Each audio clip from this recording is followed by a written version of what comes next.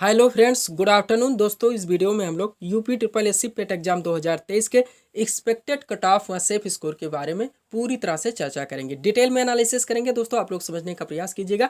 पेट 2023 के संपन्न होने के बाद में सबसे बड़ा प्रश्न हमारा यही बना हुआ है कि पेट 2023 के तहत कौन कौन सी वैकेंसी आएंगी, एक्सपेक्टेड कट ऑफ कितना हो सकता है, वह हमारा सेफ स्कोर कितना होना चाहिए।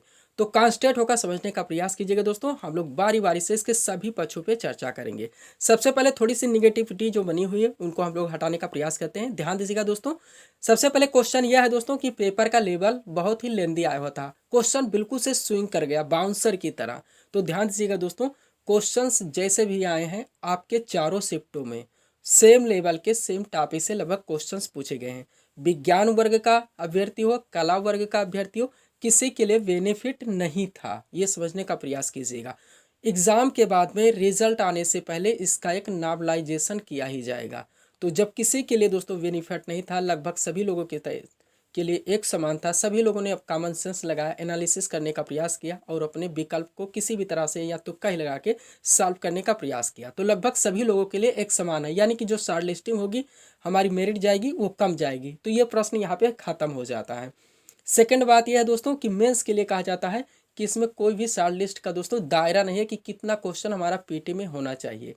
अब आप लोग ध्यान दीजिए दोस्तों, यूपीपीएससी व यूपीएससी यानी कि लोक सेवा आयोग व संघ लोक सेवा आयोग, यानी कि जो सिविल सर्विस का हम लोग पीटी का एग्जाम देते हैं, जीएस का, उसमें भी दोस्तों कोई भी बाउंडेशन नहीं है कि कितने क्वेश्चंस आने चाहिए, आपके सही होने चाहिए ताकि आप मेंस में बैठ सके। तो वहाँ पर भी कोई बाउंडेशन नहीं है। तो यहाँ पे भी दोस्तों अगर बाउंडेशन नहीं है तो ये कोई गलत चीज़ नहीं है। दूसरी बात ये दोस्तों, अगर कोई भी वैकेंसी आती है, मान लीजिए आपका बाउंडेशन बना है कि 50 क्वेश्चंस हैं आपके सही, तो आप मेंस में बैठ सकते हैं।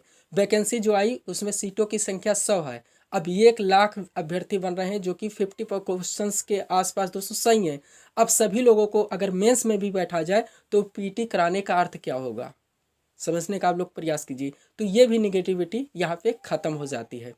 थर्ड निगेटिविटी ये बनी हुई दोस्तों कि बहुत लोगों को हमने देखा कि उन्होंने पहले दिन के पेपर को देखकर सेकंड जो 29 अक्टूबर का पेपर हुआ उसको नहीं दिया। ये गलत है दोस्तों। एग्ज़ाम स्ट्रेटजी का हमारा ये हिस्सा है कि हम हर चीज़ को समझें। अब ऐसा नहीं हो सकता दोस्तों कि पीटी 2023 दोबारा होगा, दोबारा नहीं होगा। जिन्होंने गंभीरता से अपनी तैयारी बनाए रखी, पूरी तरह से प्रिपेयर है और अपने एग्जाम्स को दिए हैं, उन्हीं के लिए अच्छा है। एक निगेटिविटी है दोस्तों, यूपी ट्रिपल एससी से सब लोग कहते हैं कि वैकेंसी नहीं आती है, वैकेंसी आती है तो दोस्तों वो फाइनल नहीं होती है। ये बात पूरी तरह से गलत है।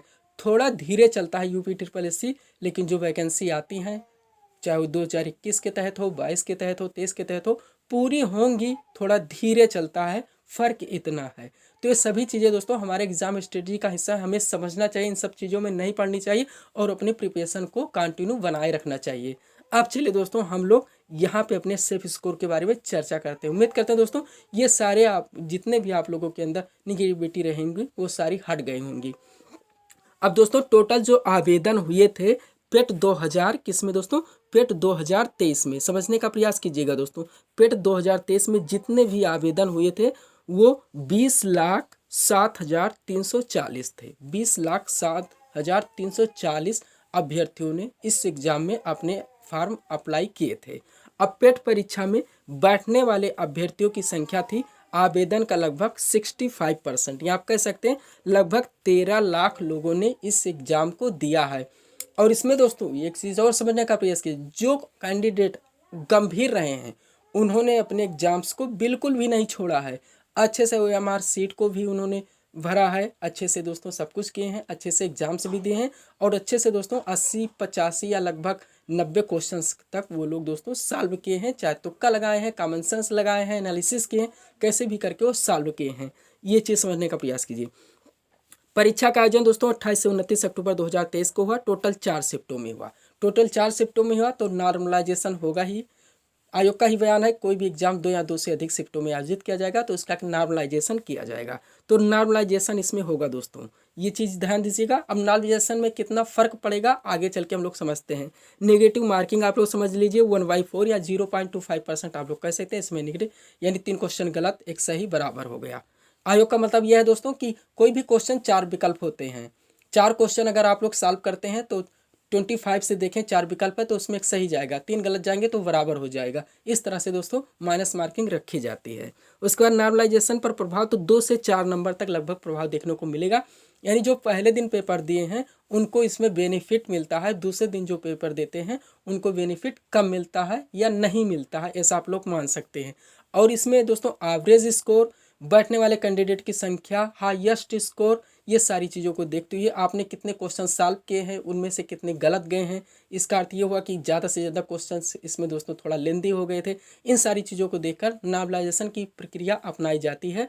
और जो दूसरे दिन पेपर देते हैं उनके लिए माना जाता है कि उनको पेपर देने का यानी क्वेश्चंस कैसे पूछे जाते हैं, इन सभी चीज़ों का अच्छा अभ्यास हो जाता है, जो कि पहले दिन जो कैंडिडेट एग्जाम्स देते हैं उनको नहीं होता है। इस तरह से उनको थोड़ा फ़ायदा मिलता है, उनको नहीं मिलता है। तो लगभग 2 से 4 नंबर, अधिकतम 4 नंबर का दोस्तों यहाँ पे बेनिफिट मिल सकता है, जो कि 29 अक्टूबर को दिए हैं उनको नहीं, जो लोग पहले दिन यानी 28 अक्टूबर को अपना एग्जाम्स दिए हैं उन्हें मिलेगा। अब यहाँ पे एक लेंदी और आ सकता है दोस्तों, आप लोग ध्यान दीजिएगा, जब आप लोगों की आंसर की आ जाएगी वो और भी लेंदी रहेगी। एक ही सीट दिया जाएगा, उसमें आप लोगों को अपने क्वेश्चंस मिलाने होंगे, अपने आंसर चेक करने होंगे। इस तरह से दोस्तों घंटों लग जाते हैं आंसर की में अपना अंक देखने के लिए। उसके बाद रिजल्ट आप लोग जानते हैं, लगभग दोस्तों 2 से ढाई महीना, मध्य जनवरी तक आप लोग मान सकते हैं कि इसका रिजल्ट आएगा। उसके बाद दोस्तों 2023 के तहत जो भी वैकेंसी आ जाएंगी वो पेड 2023 के तहत भरी जाएंगी। अब आगे चलते हैं दोस्तों, डिटेल में बात करते हैं थोड़ा सा। औसत स्कोर जो हमारा रिजल्ट आएगा दोस्तों, उसमें एवरेज स्कोर, परसेंटाइल आप लोग जानते हैं, एक दोस्तों वास्तविक स्कोर इस तरह से दिखाया जाता है। वास्तविक स्कोर से ही आप लोगों की शॉर्ट लिस्टिंग की जाती है। शॉर्ट लिस्ट में दोस्तों कैटेगरी वाइज की जाती है, आप लोग जानते हैं, जनरल का अलग बनता है, ओबीसी का अलग बनता है, एससी का अलग बनता है, एसटी का अलग बनता है। इन तरह से दोस्तों वैकेंसियों में इनकी शॉर्ट लिस्टिंग की जाती है। और मेंस के लिए दोस्तों वैकेंसी का लगभग अधिकतम 30 गुना। किसी में दोस्तों कैंडिडेट, किसी भी वैकेंसी में अगर सीट कम है तो दोस्तों वहाँ पे आप लोग जानते हैं, अगर 50% का दायरा निश्चित कर दिया गया कि पीटी में जो लाए हैं उनको मेंस में बैठना दिया जाएगा, तो इस तरह से 100 सीट में अधिकतम कैंडिडेट हो जाएंगे, तो फिर पीटी का अर्थ खत्म हो जाता है, मतलब खत्म हो जाता है एग्जाम कराने का। इस तरह से दोस्तों इसका बाउंडेशन नहीं किया जा सकता है। अब आगे समझने का प्रयास कीजिए। पेट 2023 के तहत जो लगभग वैकेंसियाँ आने की संभावना है, संभावना पे ही चल रहा है दोस्तों, आप लोग जानते हैं। तो इसमें जो वैकेंसी आ सकती है दोस्तों, लेखपाल की भी आ सकती है, लोअर की भी आ सकती है, ग्राम विकास अधिकारी जो वीडियो की है, ग्राम विकास अधिकारी की, ग्राम पंचायत अधिकारी की नहीं, अब वो तो हो चुकी है 2022 के तहत। अब 23 में ग्राम विकास अधिकारी की आ जाएगी, जूनियर असिस्टेंट की तो आएगी ही। उसके बाद अदर में जो भी और वैकेंसी आ सकती हैं, ये सारी वैकेंसियाँ दोस्तों जो कि 2023 के तहत आएंगी और आएंगे ही। एग्ज़ाम कराया गया है, किस लिए कराया गया है, क्योंकि जो भी वैकेंसी 2023 में आएगी वो पेड 2023 के तहत, यानी कि आगे जो 2024 में आएगी वो पेड 2023 के तहत भरी जाएगी। अब आगे चलते हैं दोस्तों, हम लोग सेफ स्कोर देखते हैं कि कितना तक होना चाहिए। अब ध्यान दीजिएगा दोस्तों, सेफ स्कोर इसमें जो बन सकता है, अभी हम लोग एक्सपेक्टेड कट ऑफ पे चर्चा नहीं कर सकते, क्योंकि कौन सी वैकेंसी आई है, उसमें सीट कितने हैं, इसको देखने के बाद एक्सपेक्टेड कट ऑफ लगाया जा सकता है। अभी सेफ स्कोर ही लगाया जाएगा इसका अर्थ दोस्तों, क्योंकि वैकेंसी आई नहीं है, वैकेंसी जब आएगी तब एक्सपेक्टेड कट ऑफ होगा। सेफ स्कोर का अर्थ ये हुआ लगभग आपके इतने क्वेश्चन सही हैं, इतने मार्क्स आ रहे हैं, तो आप मान सकते हैं कि आप सेफ हैं, आप मेंस में दोस्तों बैठने की पूरी संभावना आपकी हो सकती है। अब इसमें दोस्तों जनरल का देखा जाए तो 65 से 70 नंबर तक होना चाहिए, इससे ऊपर जाने की संभावना नहीं, क्योंकि लेंदी था तो दोस्तों हमारी डाउन हो जाएगी, फर्क इतना ही पड़ेगा। ओबीसी का देखें तो 62 से 65 तक होना चाहिए। ईडब्ल्यूएस की बात करें तो 62 से 65, यानी लगभग दोस्तों ओबीसी, ईडब्ल्यूएस और जनरल का थोड़ा सा अंतर होता है। फीमेल कैंडिडेट्स इसमें से 5 अंक अपना माइनस कर लें यानी कम कर लें, लगभग इतना होना चाहिए। उसके बाद एससी एसटी की बात करें दोस्तों तो 52 से 57 और 45 से 50 आप कह सकते हैं। इनका दोस्तों मेरिट भी डाउन होता है तो कोटा भी वैकेंसी में कम रहता है। तो इस तरह से दोस्तों लगभग आप लोग एससी का मान सकते हैं 52 से 57 होना चाहिए सेफ स्कोर, और एसटी का दोस्तों 45 से 50 तक होना चाहिए। तो ये थे दोस्तों सारे चीज़ें जिन पर हम लोगों ने एनालिसिस करने का प्रयास किया और अपने सेफ स्कोर को निकालने का प्रयास किया। आंसर की के बाद में दोस्तों हम लोग इन पर फिर से एक बार चर्चा करेंगे ताकि पूरी तरह से और हमारी बातें साफ हो सकें। तो दोस्तों इसी तरह के वीडियोस के लिए आप हमारे चैनल शिव कृपा क्लासेस से जुड़ें व चैनल को सब्सक्राइब करें ताकि हमारे द्वारा दिए जाने वाले सभी वीडियोस आप क्रम से सबसे पहले देख सकें। तो मिलते हैं दोस्तों नेक्स्ट वीडियोस में। Thanks for watching.